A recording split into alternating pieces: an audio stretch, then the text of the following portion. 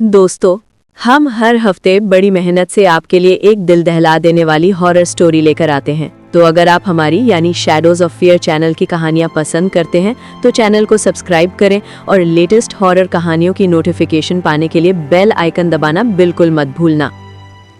आज की कहानी है 22 साल की अनन्या की, जो अपने छोटे से शहर राजस्थान से निकलकर जयपुर आई थी। उसकी नौकरी एक बड़ी कंपनी में थी और ऑफिस के पास ही उसे एक छोटा सा फ्लैट सस्ते किराए पर मिल गया।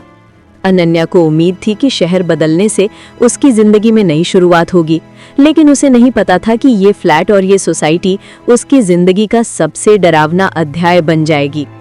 सोसाइटी के लोग अजीब थे। जब भी अनन्या कहीं भी जाती, उसके ऊपर से नीचे तक निगाहें फेंकते। कोई मुस्कुराता नहीं, कोई मदद नहीं करता। इतना ही नहीं, उस सोसाइटी में कोई भी मेड उसके घर काम करने को तैयार नहीं थी। अनन्या को ये सब अजीब लगा, लेकिन उसने सोचा कि ये सिर्फ नए शहर की आदतें होंगी। एक रात अनन्या अपनी दोस्त मीरा से फोन पर बात कर रही थी। मीरा ने अचानक पूछा, अनु, ये बच्चे के रोने की आवाज कहाँ से आ रही है? अनन्या कुछ पल के लिए चुप हो गई। उसने आवाज सुनने की कोशिश की, लेकिन कुछ सुनाई नहीं दिया। अरे, मैं तो कुछ नहीं सुन रही, अनन्या ने जवाब दिया, लेकिन मीरा की आवाज में झिझक थी। लगता है मुझे सुनाई दे रहा है, वहां कहीं बच्चे रो रहे हैं।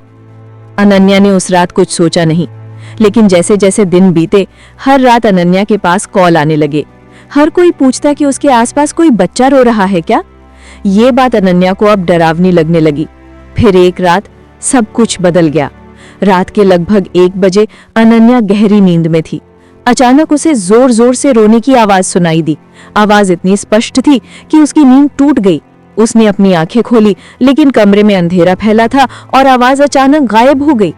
कौन है? अनन्या ने चिल्लाया, लेकिन कोई जवाब नहीं आया। फिर उसे एक धीमी डरावनी हंसी सुनाई दी, जैसे कोई उसका मजाक उड़ा रहा हो। अनन्या ने डर के बावजूद आवाज की तरफ देखा और उसकी रूह कांप उठी। दरवाजे के पीछे एक छोटा सा बच्चा खड़ा था, आंखें लाल और चेहरे पर अजीब सी मुस्कान।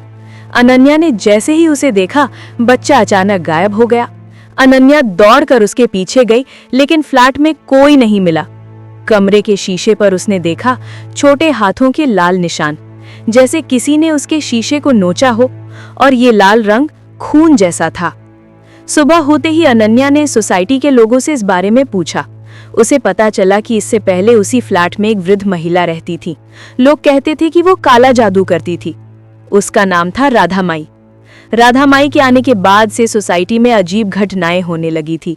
जो घर खुशियों से भरा होता, वहां दुख आ जाता। जो लोग नई गाड़ी खरीदते, उनकी गाड़ी अगले ही दिन दुर्घटना का शिकार हो जाती।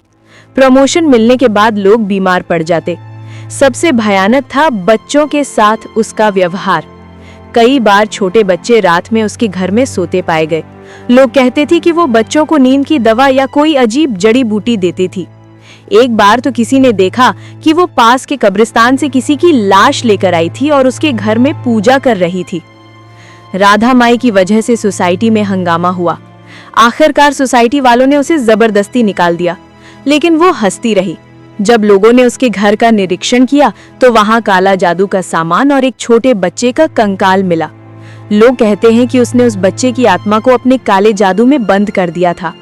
अनन्या ये सुनकर डर गई। उसने घर लौटकर कच्चे कलवे और काले जादू के बारे में ऑनलाइन पढ़ना शुरू किया। उसे पता चला कि जब कोई बच्चा मर जाता है और उसकी आत्मा पर काला जादू किया जाता है, तो उसकी आत्मा को नियंत्रित कर सकते हैं। ये आत्मा तब तक खतरनाक रहती है जब तक उसकी पूजा नहीं तोड़ी जाती। अचानक घर में लाइट चली गई। अंधेरा इतना घना था कि अनन्या को सांस लेने में भी कठिनाई हुई। उसे ऐसा लगा जैसे कोई उसका गला दबा रहा हो। पसीने में तरबदर वो किचन गई पानी लेने, लेकिन हाथों से गिलास छूट गया। खिड़की में देखा तो गले पर छोटे छोटे उंगलियों के निशान थे, जैसे किसी ने गला घोंटने की कोशिश की हो।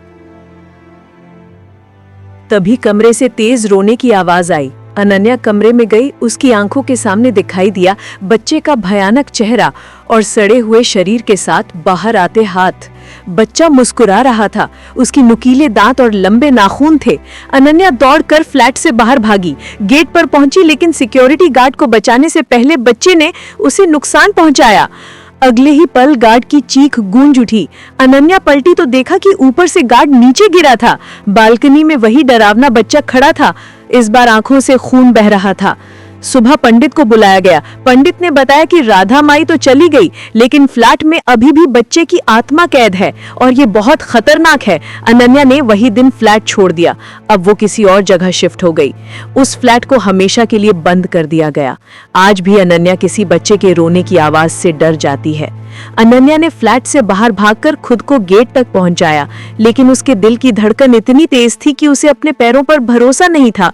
सिक्योरिटी गार्ड की चीख ने उसके कानों में घंटों तक गूंजने लगी थी। वो जोर जोर से सांस ले रही थी और हर तरफ सिर्फ अजीब सन्नाटा फैला था। सोसाइटी के लोग बाहर जमा हो गए थे, लेकिन कोई भी आगे बढ़कर मदद नहीं कर रहा था। सबके चेहरे पर डर और चिंता दोनों थी। अनन्या ने गार्ड के पास जाकर देखा, वो वहीं जमीन पर पड़ा था, उसके गले पर वही छोटे हाथों के निशान। अनन्या की आंखें भर आईं, लेकिन उसे समझ में आ गया कि अब ये सिर्फ राधा माई का काला जादू नहीं है, बल्कि बच्चे की आत्मा खुद सोसाइटी में घूम रही है। अनन्या ने तुरंत निर्णय लिया कि वो इस डरावनी आत्मा का सामना करेगी। उसने पंडित को बुलाने का सोचा। पंडित एक अनुभवी साधु थे जो अक्सर काले जादू और आत्माओं को शांति देने का काम करते थे। जब पंडित आए, उन्होंने पूरे फ्लैट का निरीक्षण किया। पंडित ने कहा, ये आत्मा बहुत मजबूत है, इसे केवल धैर्य और सही साधना से ही शांत किया जा सकता है। ये बच्चा वो अब सिर्फ डर फैलाने के लिए बाहर आता है। उसकी आत्मा बुरी तरह तकलीफ में है, इसे तुरंत शांति चाहिए। अनन्या डर के बावजूद तैयार हो गई। पंडित ने उसे बताया कि राधा माई ने बच्चे के शरीर पर कच्चा कलवा किया था, जिससे उसकी आत्मा अब जीवित रहते हुए भी भटक रही है, और यदि इसे तुरंत नहीं शांत किया गया तो वो हर नए व्यक्ति को अपना निशाना बना सकती है। पंडित ने अनन्या को फ्लैट में लौटने को कहा। अनन्या ने गहरी सांस ली और धीरे धीरे सीढ़ियों से ऊपर चढ़ी। फ्लैट का दरवाजा खोला और अंदर कदम रखा। अंधेरा इतना गहरा था कि उसे अपने हाथ भी दिखाई नहीं दे रहे थे। जैसे ही वो अपने कमरे में पहुंची, उसे हल्की हंसी और छोटे कदमों की आवाज सुनाई दी। अनन्या ने अपने भीतर का डर समेटा और पंडित के कहे अनुसार एक मंत्र बोलना शुरू किया। ओम शांति शांति। धीरे धीरे कमरे में ठंडक फैल गई, लेकिन तभी उसने देखा कमरे के एक कोने में वो बच्चा खड़ा था। उसकी आंखें लाल, चेहरे पर दर्द और गुस्सा दोनों झलक रहे थे। अनन्या ने डरते हुए भी धीरे धीरे कहा, तुम अब डराओ मत, हम तुम्हारी मदद करना चाहते हैं। राधा माई ने तुम्हारे साथ जो किया उसे खत्म करना है। बच्चा अनन्या की ओर धीरे धीरे बढ़ा, लेकिन पंडित ने हाथ उठाया और कहा, इस आत्मा को डर और गुस्सा अब नियंत्रण में लाना होगा। इसे प्रेम और शांति की ऊर्जा चाहिए। अनन्या ने अपने हाथ जोड़ते हुए कहा, हम तुम्हारे साथ हैं, तुम अकेले नहीं हो। बच्चे की लाल आंखें थोड़ी नर्म हुईं, फिर अचानक वो जोर जोर से रोने लगा। अनन्या को लगा जैसे पूरा फ्लैट उसके चारों तरफ गूंज रहा हो। पंडित ने मंत्र दोहराया और कमरे के चारों कोनों में सफेद रोशनी फैलाने का काम शुरू किया। धीरे धीरे बच्चा कमरे के बीच में रुक गया। उसके शरीर के सड़े हुए हिस्से की झिलमिलाहट कम होने लगी। अनन्या को लगा जैसे किसी ने उसके गले से भारी बोझ हटा दिया हो। पंडित ने कहा, अब अंतिम साधना की जरूरत है। बच्चा तुम्हारे डर और गुस्से को पहचान चुका है, इसे शांति की ओर बुलाना होगा। अनन्या ने अपने अंदर की हिम्मत जुटाई और धीरे धीरे बच्चे के पास गई। उसने कहा, तुम अब सुरक्षित हो, कोई तुम्हें डराने नहीं आएगा। राधा माई का जादू खत्म हो चुका है, तुम शांति से रह सकते हो। बच्चे ने अनन्या की आंखों में देखा और उसके लाल आंसू धीरे धीरे गायब होने लगे। उसके हाथ नीचे आए और उसका शरीर हल्का होने लगा। कुछ ही समय में वो बच्चा एक सफेद रोशनी में बदल गया और गायब हो गया।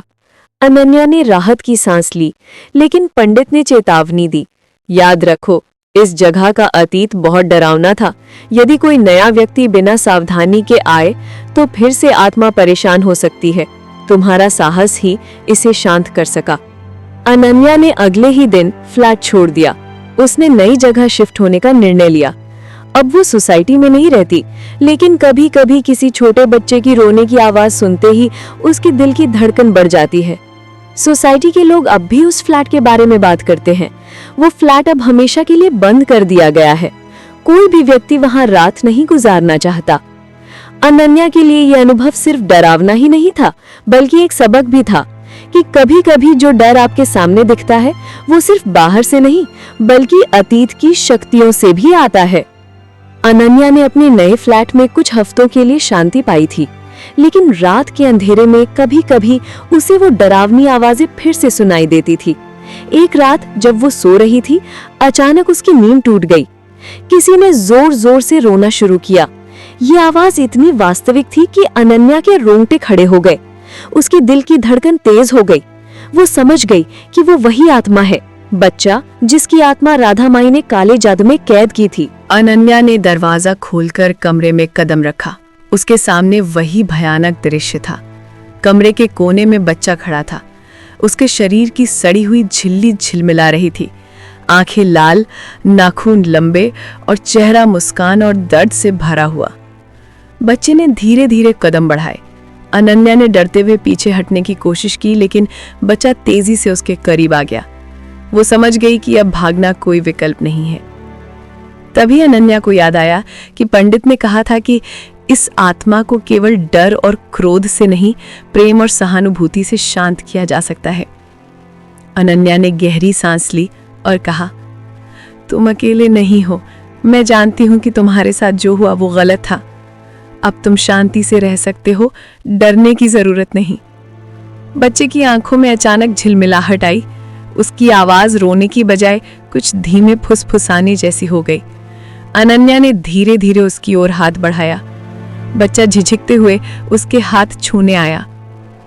जैसे ही बच्चे ने अनन्या का हाथ छुआ, पूरे कमरे में एक तेज रोशनी फैल गई। बच्चे का रूप धीरे धीरे बदलने लगा। सड़े हुए शरीर की झिल्ली गायब हो गई। उसकी आंखों का लालपन हल्का हुआ। अनन्या ने फुसफुसाया, शांति, अब सब ठीक है। कमरे में हवा स्थिर हो गई। बच्चे ने अनन्या की ओर एक आखिरी मुस्कान दी और धीरे धीरे सफेद रोशनी में बदलकर गायब हो गया। अनन्या ने राहत की सांस ली। वो जान गई थी कि अब वो सुरक्षित है। उसने पंडित से संपर्क किया और फिर से जांच करवाई। पंडित ने कहा, बच्चे की आत्मा अब मुक्त है। उसने जो भी कष्ट भोगा उसका अंत हो चुका। तुमने उसका डर दूर किया। अगले दिन अनन्या ने सोसाइटी को पूरी तरह छोड़ दिया।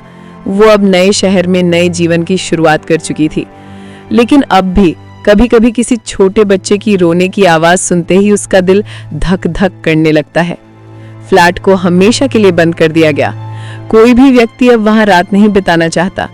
सोसाइटी में अब भी लोग उस बच्चे और राधा माई की कहानियां सुनाते हैं।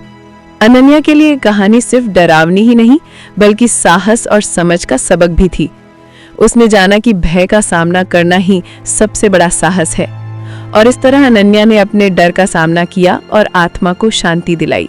दोस्तों, अगर आपको ये कहानी पसंद आई हो तो हमारी शैडोज ऑफ फियर चैनल को सब्सक्राइब करना मत भूलिए। हमारी हर कहानी आपके रोंगटे खड़े कर देगी।